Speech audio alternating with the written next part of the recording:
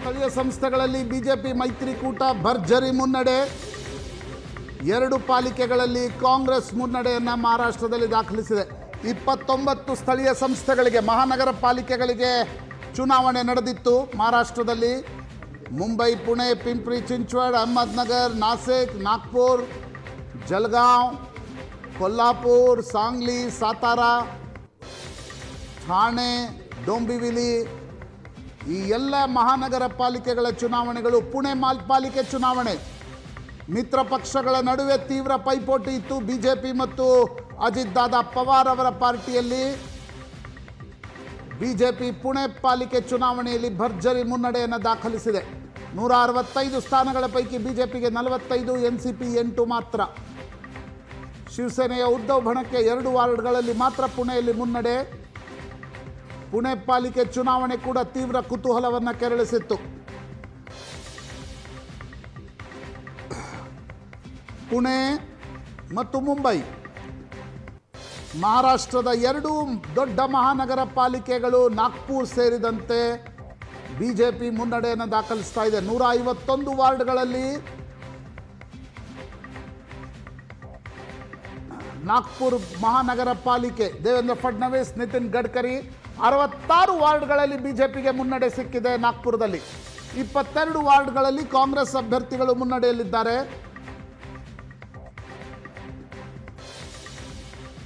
ಮುಖ್ಯಮಂತ್ರಿ ದೇವೇಂದ್ರ ಫಡ್ನವೀಸ್ ಅವರ ತವರೂರು Nagpur.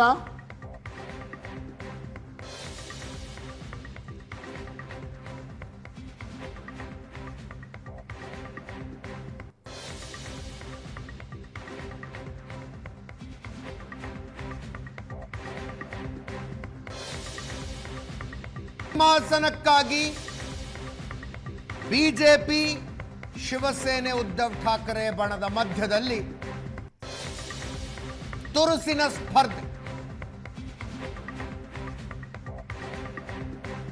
Nagpur BJP clean sweep ಮಾಡುವಂತೆ ಕಾಣಿಸ್ತಾ ಇದೆ. ಕೊಲ್ಹಾಪುರದಲ್ಲಿ ಬಿಜೆಪಿ ಕಾಂಗ್ರೆಸ್ ಟೈಟ್ ಫೈಟ್.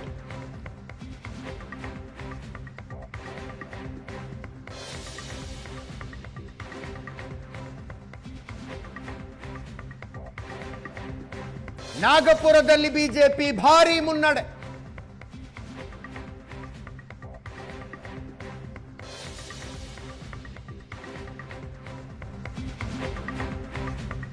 ಹತ್ತು ಗಂಟೆಗೆ ಶುರುವಾಗಿದೆ ಕೌಂಟಿಂಗ್. ಈಗ ಬರ್ತಾ ಇರುವುದು ಕೂಡ ಟ್ರೆಂಡ್ ಅಷ್ಟೇ.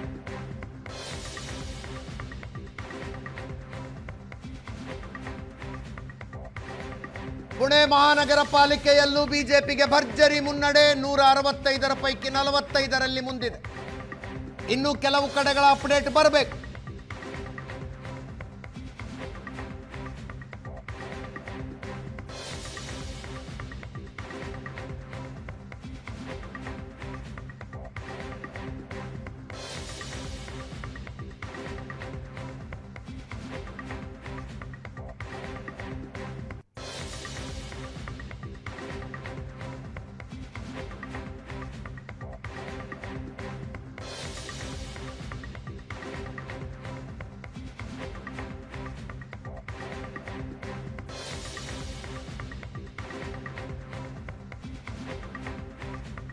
ಮುಂಬೈಯಲ್ಲಿ ಮಹಾಯುತಿ ಮತ್ತು ಠಾಕ್ರೆ ಬ್ರದರ್ಸ್ ಮಧ್ಯೆ ನೇರ ಹಣಾಹಣಿ.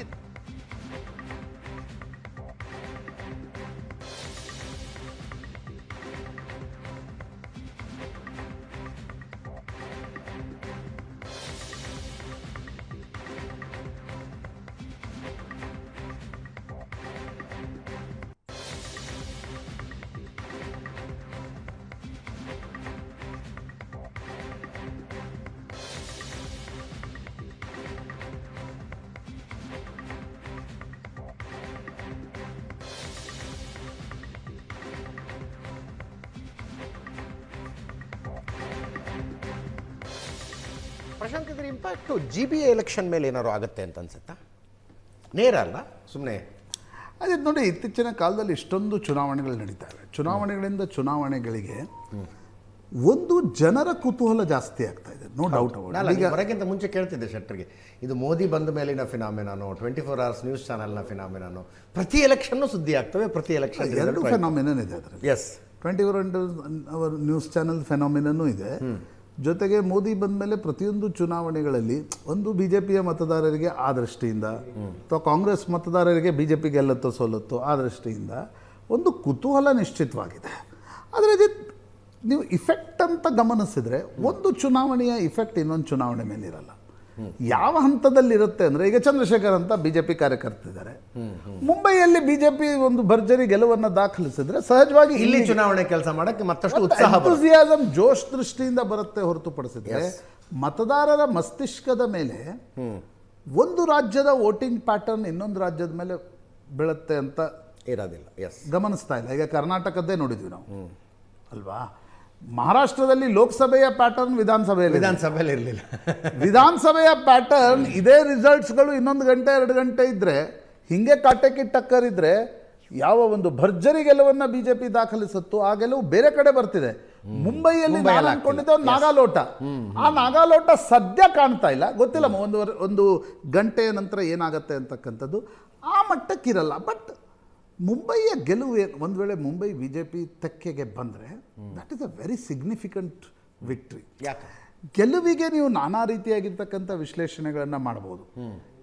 ಒಂದು ರೀತಿ ಒಡತ್ತಂದ್ರು, ದುಡ್ಡಿದೆ, ಒಂದು ಅಧಿಕಾರ ಇದೆ, ನಾನ್ ಮರಾಠಿ ಕನ್ಸಾಲ್ಟೇಷನ್ ಆಯಿತು. ಯಾಕೆ ಅಂತಂದರೆ ಮುಂಬೈಯಲ್ಲಿ ಶಿವಸೇನೆಯ ಅತ್ಯಂತ ಜೂನಿಯರ್ ಪಾರ್ಟ್ನರ್ ಆಗಿ ಬಿಜೆಪಿ ಇರ್ತಿತ್ತು. 30 ಸೀಟು 40 ಸೀಟ್ ತೆಗೆದುಕೊಂಡು ಲಾಸ್ಟ್ ಟೈಮ್ ಅದು ಮೋದಿ ಬಂದ ಮೇಲಿನ 2017 ಚುನಾವಣೆ ದೇವೇಂದ್ರ ಫಡ್ನವೀಸ್ ಮುಖ್ಯಮಂತ್ರಿ ಆಗಿದ್ದರು, ಆಗ ಬಂತು. ಆದರೆ ಬಿ ಜೆ ಪಿ ಒಂದು ಜೂನಿಯರ್ ಪಾರ್ಟ್ನರ್ ಆಗಿತ್ತು. ಅಂಥ ಮುಂಬೈಯಲ್ಲಿ ಅಂದರೆ ಇಡೀ ಬಾಳಾ ಸಾಹೇಬ್ ಠಾಕ್ರೆ ಅವರ ಪೊಲಿಟಿಕಲ್ ಜರ್ನಿಗೆ ಆಮ್ಲಜನಕ ಪೂರೈಸಿದ್ದೇ ಈ ಮಹಾನಗರ ಪಾಲಿಕೆ. ಅಂಥ ಮಹಾನಗರ ಪಾಲಿಕೆ ಒಂದು ವೇಳೆ ಉದ್ಧವ್ ಠಾಕ್ರೆ ಕೈಗೆ ಬರದೇ ಇದ್ದರೆ ಮುಂದಿನ ದಿನಗಳಲ್ಲಿ ಠಾಕ್ರೆ ಬ್ರ್ಯಾಂಡ್ ಆಫ್ ಪಾಲಿಟಿಕ್ಸ್ ಏನಾಗುತ್ತೆ. ನಾನೇನದನ್ನು ಶರ ಬರೆಯಲ್ಲ, ರೈಟ್ ಆಫ್ ಮಾಡಲ್ಲ ಅಜಿತ್. ಯಾವುದೇ ಪೊಲಿಟಿಕಲ್ ಪಾರ್ಟಿ ಒಂದು ಚುನಾವಣೆಯ ರಿಸಲ್ಟ್ನಿಂದ ಶರ ಬರೀಲಿಕ್ಕಾಗಲ್ಲ. ಬಟ್ ನಾನಾ ರೀತಿಯಾಗಿರ್ತಕ್ಕಂಥ ಸಮೀಕರಣಗಳು ಮುಂಬೈಯಲ್ಲಿ ಬದಲಾಗಬಹುದು ಅಂತಕ್ಕಂಥದ್ದು ಕೂಡ ಸ್ಪಷ್ಟವಾಗಿ ಕಾಣುತ್ತೆ. ಮತ್ತು ಒಂದು ರಾಷ್ಟ್ರೀಯ ಪಕ್ಷ, ಇಮ್ಯಾಜಿನ್ ಅಜಿತ್, ತಮಿಳುನಾಡಿನಲ್ಲಿ ಕಾಂಗ್ರೆಸ್ ಏಕಾಂಗಿಯಾಗಿ ಅಧಿಕಾರ ಹಿಡಿಬೋದು ಅಂತಕ್ಕಂಥ ದಿನ ಬಂದರೆ, ಅಥವಾ ಬಿ ಜೆ ಪಿ ಏಕಾಂಗಿಯಾಗಿ ಅಧಿಕಾರ ಹಿಡಿಬೋದು ಅಂತಕ್ಕಂಥ ದಿನ ಬಂದರೆ, is it not A significant development politically? ಯಾಕಂದರೆ ಕಾಮರಾಜ್ ನಂತರ ಒಂದು ರಾಷ್ಟ್ರೀಯ ಪಕ್ಷವನ್ನೇ ನೋಡಿಲ್ಲ ಅವರು ತಮಿಳುನಾಡಿನಂಥ ರಾಜ್ಯದಲ್ಲಿ. ಈಗ ಬಿ ಜೆ ಪಿಗೆ ತಿರುವನಂತಪುರಂ ಮಹಾನಗರ ಪಾಲಿಕೆ ಗೆದ್ದಿದ್ದು, is it not A significant development? ಹಾಗೆ ಮುಂಬೈ ಮಹಾನಗರ ಪಾಲಿಕೆಯ ಚುನಾವಣೆಯಲ್ಲಿ ಠಾಕ್ರೆ ಬ್ರದರ್ಸ್ ಒಟ್ಟಿಗೆ ಬಂದರೂ ಕೂಡ ಕಂಡು ಕೇಳಿರಿಯದ ಬೆಳವಣಿಗೆ ಅದು. ಉದ್ಧವ್ ಠಾಕ್ರೆ, ರಾಜ್ ಠಾಕ್ರೆ ಒಟ್ಟಿಗೆ ಬರ್ತಾರೆ ಅನ್ನೋದೇ ಅನಿಸಿರಲಿಲ್ಲ. ಅವರು ಒಟ್ಟಿಗೆ ಬಂದರೂ ಕೂಡ ಬಿ ಜೆ ಪಿಗೆ ಒಂದು ಅಪ್ಪರ್ ಹ್ಯಾಂಡ್ ಸಿಗುತ್ತೆ ಅಂತ ಅನ್ನೋದಾದರೆ, ಬಿ ಜೆ ಪಿಗೆ ಒಂದು ದೊಡ್ಡ, ಈಗ for example Aam Aadmi party 2011, 13, 14, 15, 20 ಚುನಾವಣೆಯಲ್ಲಿ ದಿಲ್ಲಿಯಲ್ಲಿ ಗೆದ್ದು ದೊಡ್ಡ ಗೆಲುವು. ಅದೇ ರೀತಿಯ ಗೆಲುವು ಮುಂಬೈಯಲ್ಲಿ ಗೆಲ್ಲೋದ್ರಿಂದ ಬಿ ಜೆ ಪಿಗೆ ಒಂದು ರೀತಿಯಾಗಿರ್ತಕ್ಕಂಥ ಬೇರೆ ಟಾನಿಕ್ಕು ಸಿಗುತ್ತೆ, ಒಂದು ದೊಡ್ಡ ಮಹಾನಗರ ಪಾಲಿಕೆಯು ಕೈಗೆ ಬರುತ್ತೆ. ದೇವೇಂದ್ರ ಫಡ್ನವೀಸ್ ಅವರ ಸ್ಟೇಚರ್ ಏನಿದೆ, ದೇವೇಂದ್ರ ಫಡ್ನವೀಸ್ ಅವರ ಸ್ಟೇಚರ್ ಏನಿದೆ ಅದು ನಿಶ್ಚಿತವಾಗಿ ಜಾಸ್ತಿ ಆಗುತ್ತೆ. ಬಿ ಜೆ ಪಿಯ ರಾಷ್ಟ್ರೀಯ ರಾಜಕಾರಣದ ದೃಷ್ಟಿಯಿಂದ ಕೂಡ ಹೌದು, ಅಮಿತ್ ಶಾ, ಯೋಗಿ ಆದಿತ್ಯನಾಥ್ ಬಿಟ್ಟರೆ ಕೇಳಿ ಬರುವ ಇನ್ನೂ 2 ಹೆಸರುಗಳು, ಒಂದು ಹೇಮಂತ್ ಬಿಸ್ವಾ ಶರ್ಮಾ, ಮತ್ತೊಂದು ದೇವೇಂದ್ರ ಫಡ್ನವೀಸ್. ಆ ದೃಷ್ಟಿಯಿಂದ ದೇವೇಂದ್ರ ಫಡ್ನವೀಸರ ಈ ಒಂದು ದೊಡ್ಡ ಗೆಲುವು ಏನಿದೆ ಮಹಾರಾಷ್ಟ್ರದಾದ್ಯಂತ, ಅವರ ಸ್ಟೇಚರನ್ನು ಅವರ ಪೊಲಿಟಿಕಲ್ ಪಾರ್ಟಿಯಲ್ಲೂ ಕೂಡ ಸ್ವಲ್ಪ ಜಾಸ್ತಿ ಮಾಡುತ್ತೆ. ಎಸ್, ಸಚ್ಚಿದಾನಂದ್ ಶೆಟ್ರೆ ನಮಸ್ತೆ, ಹೇಳಿ ಸರ್. 82 ಕಳೆದ ಸಲದ ರಿಸಲ್ಟು ಖಂಡಿತ ಸಿಂಗಲ್ ಪಾರ್ಟಿ. ನೀವು ಶಿವಸೇನೆ ಜೊತೆ ಮೈತ್ರಿಯಲ್ಲಿದ್ದಾಗ ನಿಮ್ಮ ಶಕ್ತಿ 82, ಈಗಲೂ 82. ಇಲ್ಲ ಸರ್, ಆಗ ಸೆಪರೇಟ್ ಆಗಿ ಹಾಗೆ ಸೆಪರೇಟ್ ಈ ಸಲ ಖಂಡಿತವಾಗಿ ನಾವು ಸೆಪರೇಟ್ ಆಗಿತ್ತು ಸರ್. ಏಕಾಂಗಿಯಾಗಿ 82 ಗೆದ್ದಿದ್ರು, ಈಗ ಏಕಾಂಗಿಯಾಗಿ 82 ಬಂದಿರ್ತಾವೆ. ಅಲ್ಲ, ಇದ್ದಾರೆ ಏಕಾಂಗಿ ಅವ್ರು 50 ಇರ್ಬೋದು ಈಗ. ಅಲ್ಲ 90 ಟೋಟಲ್ ಮೈತ್ರಿ 90 ಇದೆ. ಏಕಾಂಗಿಯಾಗಿ ಬರಬೇಕು 90ರಲ್ಲಿ ಏಕಾಂಗಿಯಾಗಿ ಇರ್ತಕ್ಕಂಥದ್ದು ಜಾಸ್ತಿ ಇದೆ. ಬಿಜೆಪಿ ಜಾಸ್ತಿ ಇರುತ್ತೆ, ಬಟ್ 82ಕ್ಕಿಂತ ಜಾಸ್ತಿ ಅಂತೂ ಡೆಫಿನೆಟ್ಲಿ ಇಲ್ಲ ಅದು. ಸೊ ನಿಮ್ಮ ಶಕ್ತಿ ಅಷ್ಟೇ. 70 ಬಿಜೆಪಿ, ಶಿವಸೇನಾ 70 ಬಿಜೆಪಿ ರೀ ಸಚ್ಚಿದಾನಂದ್ ಶೆಟ್ರೆ. 70 ಬಿಜೆಪಿ. ಹಲೋ, ಒಂದೇ ನಿಮಿಷ ಇರಿ, ನನ್ನ ವಾಯ್ಸ್ ನಿಮ್ಮ ತನಕ ಬರ್ತಿಲ್ಲ, ನಾನು ಕೇಳ್ತೀನಿ. ಒಂದು ಎರಡೇ ನಿಮಿಷದೊಂದು ಬ್ರೇಕ್ ಇದೆ, ಮುಗಿಸ್ಕೊಂಡು ವಾಪಸ್. ಮತ್ತೊಂದು ಅಜಿತ್,